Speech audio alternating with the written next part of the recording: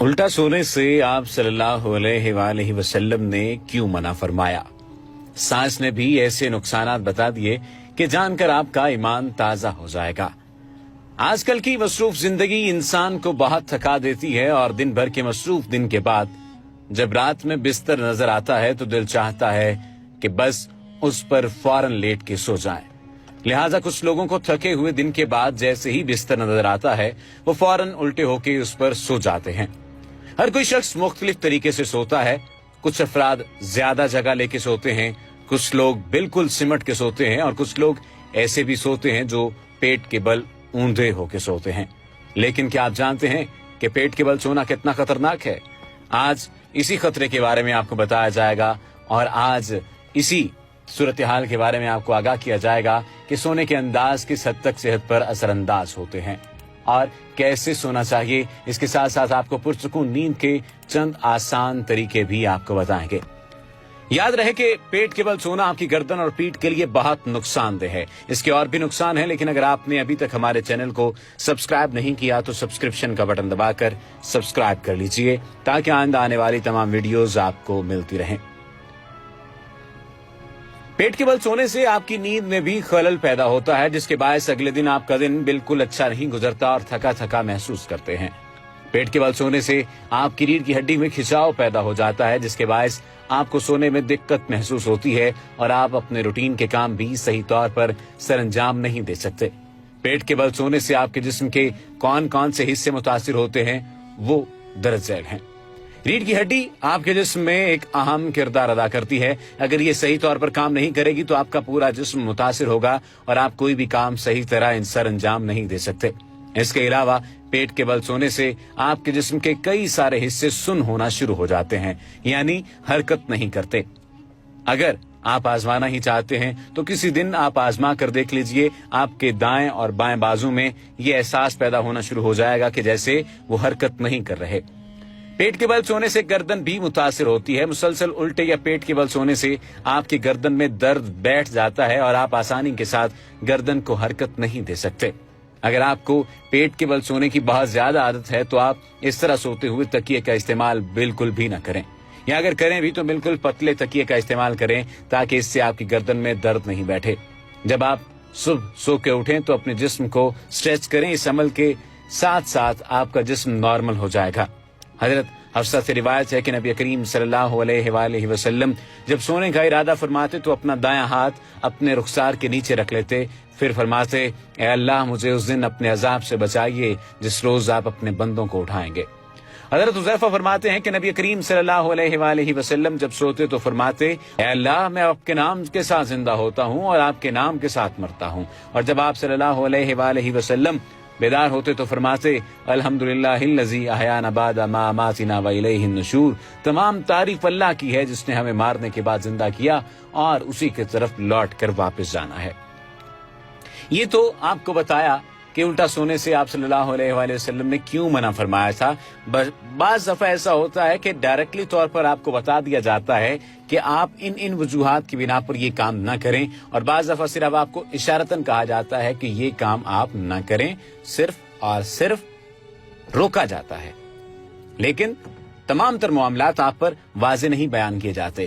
اب چونکہ سائنس نے یہ بات ثابت کر دی ہے کہ الٹا ہونے سے آپ کے جسم کو یہ نقصانات ہو سکتے ہیں، ان نقصانات کا سامنا آپ کو کرنا پڑ سکتا ہے، اس وجہ سے یہ بات تو قابل غور ہو گئی ہے، یہ بات تو قابل غور طریقے سے سمجھی جا سکتی ہے کہ وجوہات صرف اور صرف یہی ہیں کہ آپ صلی اللہ علیہ وآلہ وسلم نے یہ چاہا کہ ان کی امت کسی بھی طور پر کسی بھی نقصان سے بچ جائے، حتیٰ کہ سونے کے متعلق بھی بتا دیا کہ سونا بھی اس انداز میں سونا ہے۔ ایک اور سوال پوچھا گیا ہے کہ کیا فجر کے بعد سونے کے بارے میں کوئی حکم ہے، یا فجر یا عصر کے بعد سونے کے حکم کے بارے میں بتائیے۔ تو فجر کے بعد سونے کی ممانعت کے بارے میں کوئی خاص طور پر عمل ایسا سامنے نہیں آیا، اس لیے یہ عمل اصل پر قائم رہے گا اور وہ ہے اباحت، یعنی فجر کے بعد سونے میں کوئی حرج نہیں ہے۔ لیکن نبی کریم صلی اللہ علیہ وآلہ وسلم اور صحابہ کرام کا طریقہ کار یہ تھا کہ جب فجر کی نماز پڑھ لیتے تو سورج طلوع ہونے تک اپنی نماز کی جگہ ہی بیٹھے رہتے، جیسا کہ صحیح مسلم میں موجود ہے کہ سماک بن حرب سے مروی ہے کہ میں نے جابر بن سمرہ سے کہا क्या तुम रसूलुल्लाह सल्लल्लाहु अलैहि वसल्लम के साथ बैठा करते थे? उन्होंने कहा, हाँ, बहुत ज्यादा। आप फजर की नमाज जिस जगह पढ़ते थे उसी जगह सूरज तुलू होने तक बैठे रहते। चुनाचे जब सूरज तुलू हो जाता तो खड़े हो जाते। आपके साथ ही बातें करते करते जाहिलियत की जमाने की बातें भी करते तो सहाबा किराम सुनकर हंसते और आप सिर्फ मुस्कुरा देते। ऐसे ही आप सल्लल्लाहु अलैहि वसल्लम ने अल्लाह ताला से दुआ मांगी थी कि मेरी उम्मत के लिए सुबह के वक्त में बरकत डाल दे, जैसा कि सखरुल गामदी रजी अल्लाह तआला अन्हु की हदीस में है कि आप सल्लल्लाहु अलैहि वसल्लम ने फरमाया, या अल्लाह मेरी उम्मत के लिए सुबह के वक्त में बरकत डाल दे।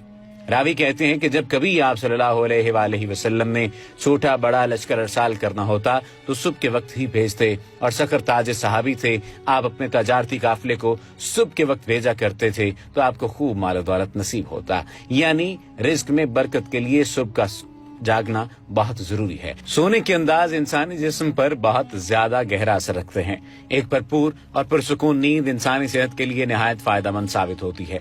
दिन भर की थकन के बाद रात कम से कम 8 से 10 घंटे की नींद लेना इंतहाई जरूरी होता है।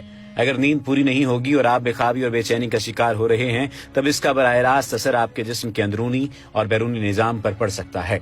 कुछ लोग कुदरती तौर पर कम नींद ले पाते हैं और नींद की मतलूबा मकदार को पूरा करने के लिए नींद की गोलियों का सहारा लेते हैं, हालांकि ऐसा सिर्फ डॉक्टर की हिदायत पर करना चाहिए। एक मुकम्मल नींद सेहत की जामिन समझी जाती है। साथ ही साथ सोने के मुख्तलिफ अंदाज या पोजीशन भी आपकी सेहत पर असर डालते हैं।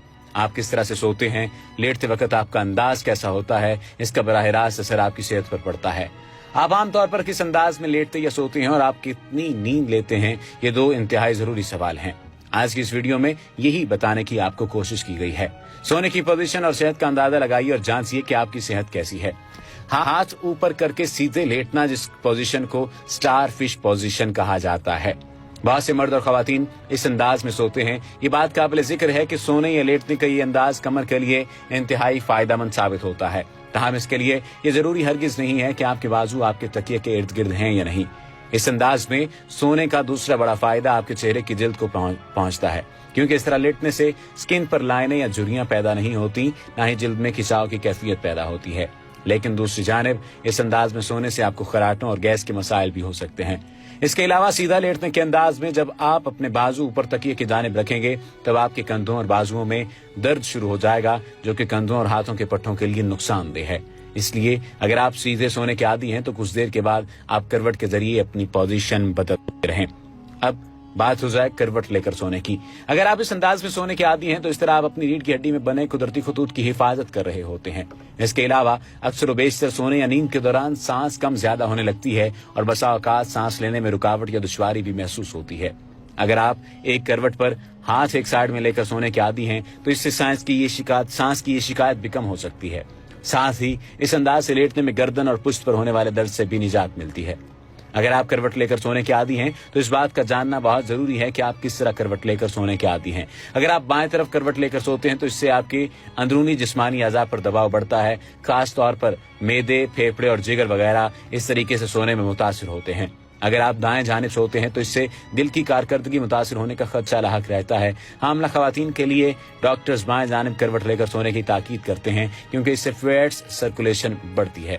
पेट के बल सोने के बारे में अगर आप चाहते हैं कि आपका निजाम हाजमा मजीद बेहतर और अच्छा काम करे तो इसके लिए आपका पेट के बल या ऊंधे मुंह सोना एक बेहतरीन अमल है। लेकिन अगर इस तरीके से सोने में आपको सांस लेने के अमल में दुश्वारी महसूस हो रही है तो आप हल्का सा तिरछा होकर लेटें और अपने एक तरफ तकिया रख लें। मुंह पर तकिया रखकर सोना सेहत के लिए इंतहाई मुज़र है। इससे न सिर्फ आपकी गर्दन पर दबाव पड़ेगा बल्कि ये रीढ़ की हड्डी को भी मुतासिर करता है। गोल मोल होकर सोना, यानी कुछ अफराद अपने आप को गोल मोल अंदाज में सुलाते हैं। जिन अफराद को खराटों की आदत है उनके लिए ऐसी पोजीशन में सोना बेहतर है। न सिर्फ उनके लिए बल्कि हामला खवातीन के लिए भी इस पोजीशन में सोना अच्छा है। लेकिन इसका नुकसान एक ये भी है कि ऐसी पोजीशन लेकर सोने वालों के लिए कमर और गर्दन में शिकायत पैदा हो सकती है, क्योंकि वो अपने आप को बेंड कर लेते हैं। तकिए का सही इस्तेमाल। जो हजरात पुश्त के बल या सीधे सोने के आदी हैं उन्हें चाहिए कि वो अपने लिए ऐसा तकिया इस्तेमाल करें जो बहुत ज्यादा नरम या सख्त ना हो। उसका साइज छोटा होना चाहिए। इससे गर्दन की हड्डी को राहत मिलेगी और दर्द से भी निजात हासिल होगी। जो अफराद करवट लेकर सोते हैं उन्हें चाहिए कि वो अपनी टांगों के दरमियान तकिया रख लें। जो लोग पेट के बल सोते हैं उन्हें चाहिए कि तकिया कूल्हों के नीचे रखें। इस तरह तकिए का इस्तेमाल जोड़ों को काफी फायदा देता है और जोड़ों के दर्द से भी निजात देता है। یہ بات ہمیشہ یاد رکھیں کہ بغیر تکیے کے سونے کا مطلب آپ اپنے لیے مزید درد کو دعوت دے رہے ہیں۔ امید ہے کہ یہ ویڈیو آپ کو پسند آئی ہوگی اور ساتھ ہی ساتھ آپ اس بات پر بھی یقین لے آئے ہوں گے کہ واقعتاً سنت نبی صلی اللہ علیہ وآلہ وسلم ہی ایسی چیز ہے جس پر عمل کرنے سے ہماری زندگیوں میں بہتری آ سکتی ہے۔ وما علینا الا البلاغ المبین۔